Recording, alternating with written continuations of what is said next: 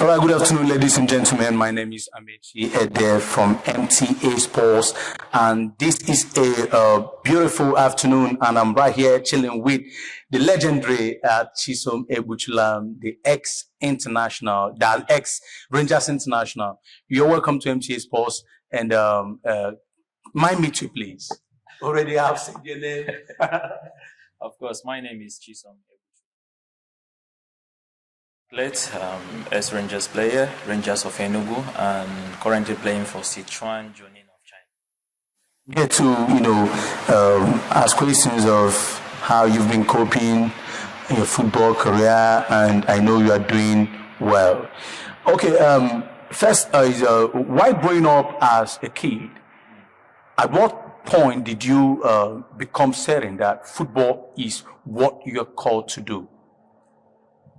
I think from when I was young, football was a passion that was in me as a kid. You know, playing the street football, playing in some, we call it like Ogbe football. In eastern part of Nigeria, we call it like Ogbe football. So starting to play also in the schools, in my primary schools, in my secondary schools, playing in inter-house sports and all this stuff. But I won't say that it's a definite, that is certain that, okay, you will be a professional. But starting as a kid playing football, you know, okay, this is what I love doing. And in the process of life, you start progressing. You start getting discovered by maybe professional teams and other stuff. So I think there is that I am not like certain I'm going to be a professional, but I loved and cherished football. It was my passion. Okay. Did your family support your football career at that time, or were they in doubt of your decision? I think yes. My parents especially. They really, really supported me. But at a point, my father became really, really angry with me. Because, you know, when you go to play street football and you get injured, and when you get home, your father is angry. Okay, you are injured, but your street football club didn't come to treat you, you know, to take care of you. So at a point, my father was furious. He wanted me to stop, you know, but at the same time, he later encouraged me to continue playing because I recover faster from injuries. What were the challenges you faced on your journey to pro football in Enugu as a kid from the street of Obiago? A lot. You know, coming from a poor family and also growing up in a poor environment, you know, going to train, you have to go like, let's say 45 minutes by foot to 1 hour by foot to training base. You know, we don't have money for transportation. We don't have the little means to transport ourselves to training. So we normally,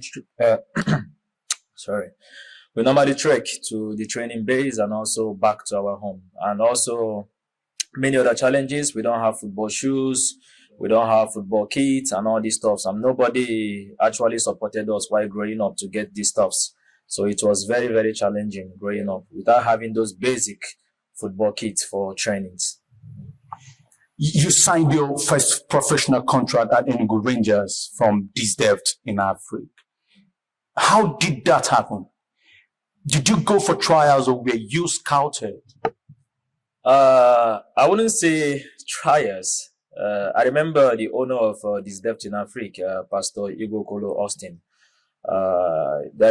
We first went to Eyimba. He sent us to Eyimba of Aba, Eyimba Football Club of Aba. So he sent us to Eyimba for some trials. And okay, we succeeded in Eyimba, but they said we are too small to sign for Eyimba. So we have to come back to Enugu. And he took us to Rangers. Say, okay, he asked the coach, can we put these boys so they can train with you? And the coach said, okay. And that's how we started training with Rangers. And along the line, they got interested in me. So I would say it was all grace.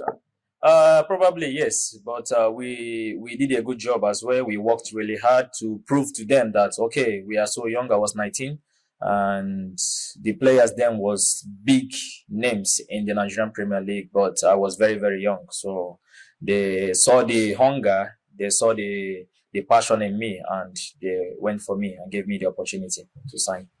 What's your favorite Rangers goal, and what motivates you as a player? My favorite Rangers goal. Uh, there are many goals though, but I think the last game of the season, 2016, against Academy Warriors, that we won the league. It was a memorable day. We had almost 30,000 fans in the stadium and scoring hat-trick in this game. We won 4-0 in this game, and I had an hat-trick. I think this is the most precious and most important goals in Rangers of my career. We know football is a tough career, full of ups and downs. Today, the fans are celebrating you, and tomorrow they are angry with you. What's your advice for young footballers finding hard to cope with criticism or dealing with setbacks? How do you develop that tough mentality as a pro athlete? I think football is a game of passion. Football comes with a lot of emotions, especially when the team is winning, the fans are happy, everybody's happy. When the team is losing, everybody's sad. So I think is part of the game that we need to understand that we are humans as well, because many young players, when they get criticized, they cannot take it. Some of them fall into depression, and some of them cannot perform well again because of the criticism.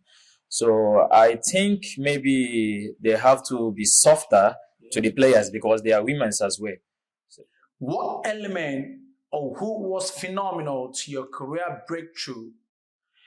Who do you give credit for that? First of all, I'll give credit to God. I'm a Christian and I'm a believer. I would say it's God because God has been there for me.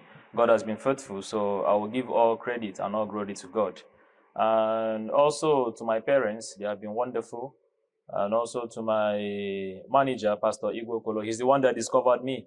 He's the one that gave me the first opportunity to play in this Depth in Africa Academy, which from there I went to Rangers International of Enugu.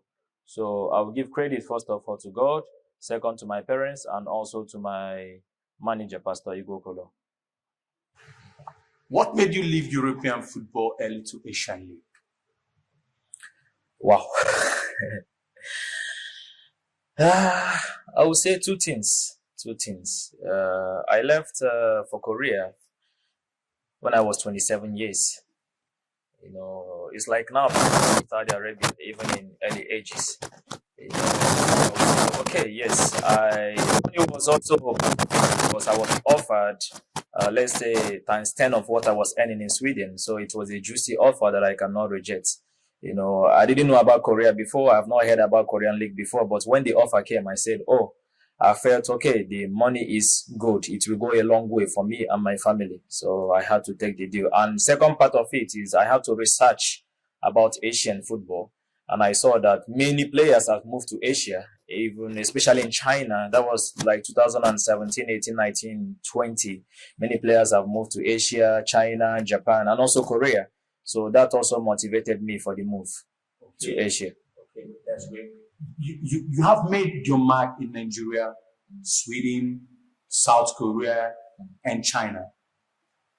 As an African player, were you stigmatized or segregated at any point by the fans, club, and teammates?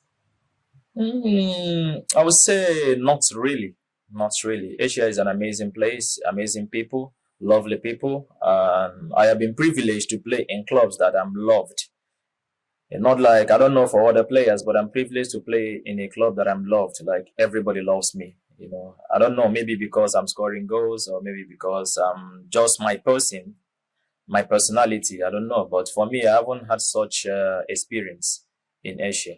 Okay. Do you wish to be recalled to the national team?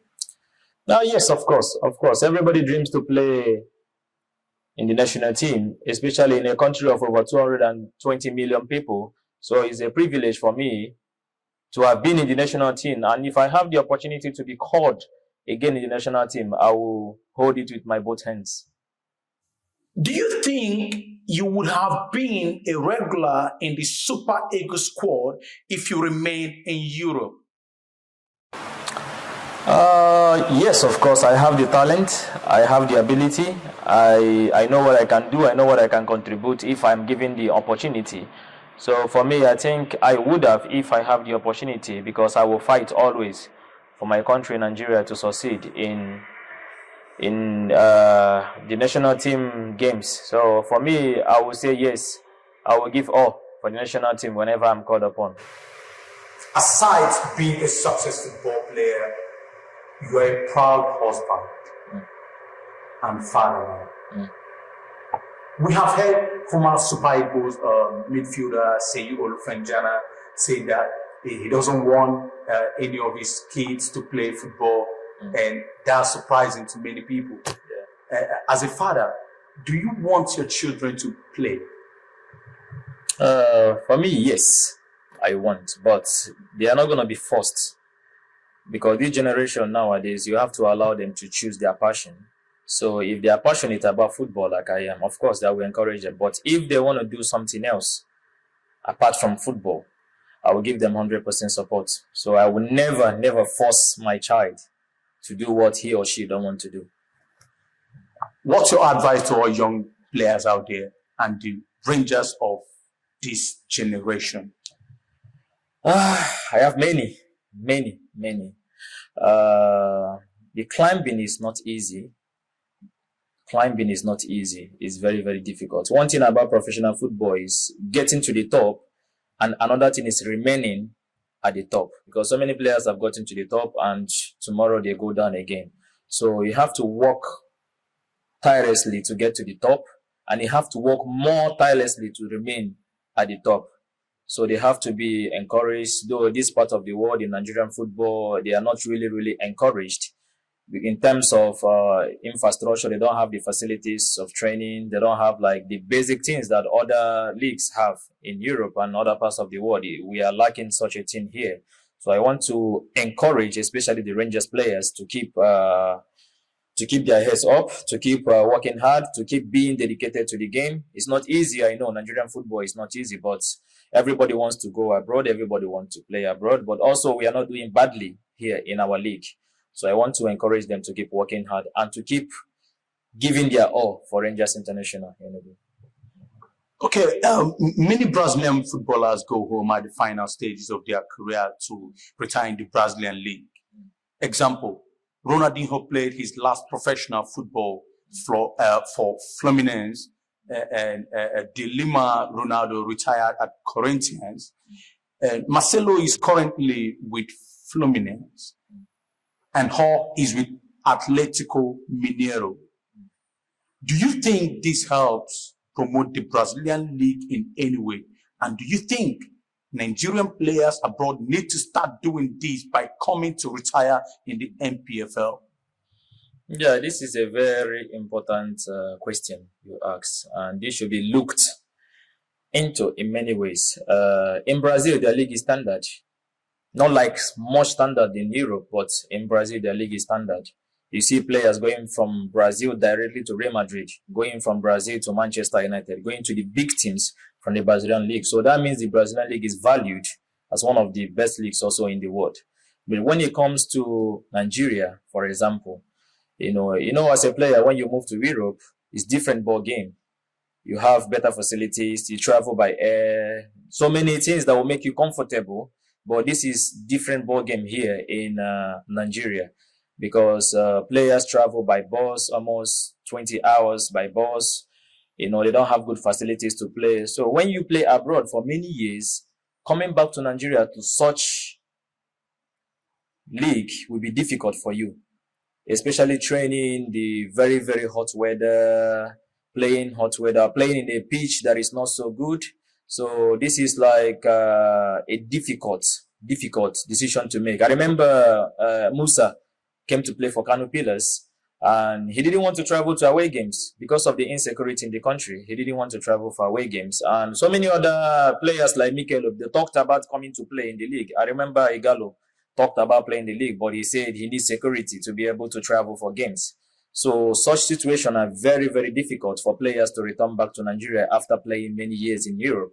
So I think this should be something that the NFF have to look upon, to be able to encourage our league, to make our league more profitable and more suitable and more safe for the players, not just the league in a whole, for the players to be comfortable, to have better facilities to train, better facility to play games, and also to be able to travel by air to games. Because you can't travel by road all day. In this time of insecurity in Nigeria, Sunshine Stars was attacked the other time, and tragically they lost one of their staffs. So this cannot continue to happen. Players have to be given the opportunity to travel easy by air to go to their games. So for me, I will consider coming back to play in Rangers before I retire. But all these things have to change to encourage more players to be able to come back. And this will also give our league's name. Because when these big players come back and play in Nigerian league, our league will grow more and more. So I think this is very, very necessary. Okay. What would life after football look like for Chisom Egbuchulam? Okay. For me, I would like to be a football agent. I've already started working towards it. I have a sports agency in Spain. It's called M-Profile. So it's a football agency. They manage players in aspect of digital control, social media control, and also marketing of players. Generally, they do all this kind of stuff. So I've already started working with them partially until when I retire, then I'll fully move into agency. So for me, I want to become a football agent. I don't want to be a coach because coach is stressful. I don't want to get sacked. Yeah. All right, thank you. Ladies and gentlemen, it's a nice moment with Chisom Egbuchulam. I call him the legendary and also King of China. You're welcome and thanks for your time. All right.